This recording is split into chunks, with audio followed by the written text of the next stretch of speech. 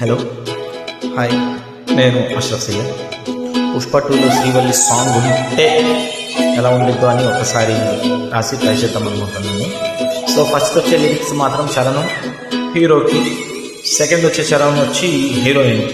అంటే పుష్ప పాడితే ఎలా ఉంటుంది, శ్రీవల్లి పాడితే ఎలా ఉంటుంది. సో ట్రై చేద్దాం ఒకసారి. నీ కన్నులు రెండు చూస్తూ ఉంటే మతిపోతుందే, నీ పెదవులపైనే నా పెదవే పెట్టాలని ఉందే, కాలానికి రాజైనా నీకేమో బానిసనే, నీ మాటే నాకెప్పుడు శాసనమన్నానే. చూపే బంగారమాయనే శ్రీవల్లి, మాటే మాణిక్యమాయనే. చూపే బంగారమాయనే శ్రీవల్లి, నవ్వే నవరత్నమాయనే.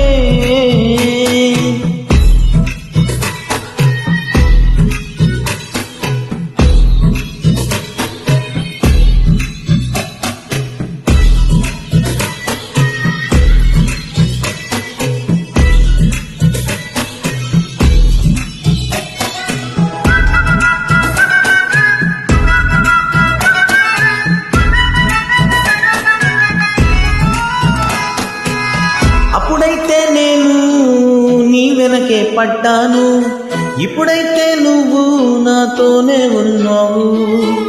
నీ పట్టి చూసి అప్పుడే అనుకున్నాను, నీ కాలికి మెట్టే నేనే తొడిగేస్తాను. ఇంతకాలం లోకంలో అందాలెన్నో చూస్తుంటానే, అందానికి దేవత ఉంటుంటే అది నువ్వని అంటానే. చూపే బంగారమాయనే శ్రీవల్లి, మాటే మాణిక్యమాయనే. చూపే బంగారమాయనే శ్రీవల్లి, నవ్వే నవరత్నమాయనే.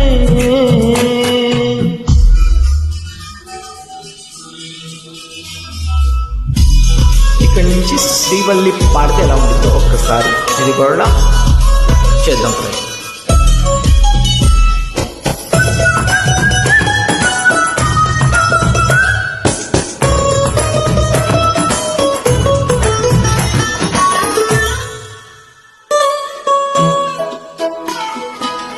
కథలైతే మీరు చాలా చూస్తుంటారు, అది చూసి కాసేపైన ఆలోచిస్తారు. నా కథనే చూసి మీరే అనుకుంటారు, బ్రాండ్ అంటే పుష్ప అని అది మీరే అంటారు. ఉరుముకైనా మెరుపుకైనా వచ్చిపోయే తుఫానుకైనా ఎదురెళ్ళి నిల్చున్నాడంటే అది నా శ్రీవారే.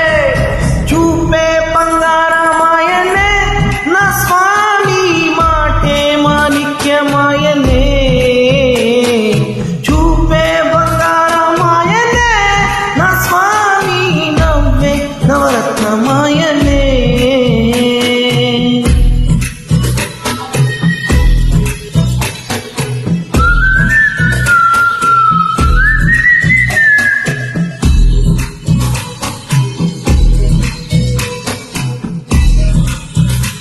మేబీ అందరికీ నచ్చిందని అనుకుంటున్నాను. Thank you.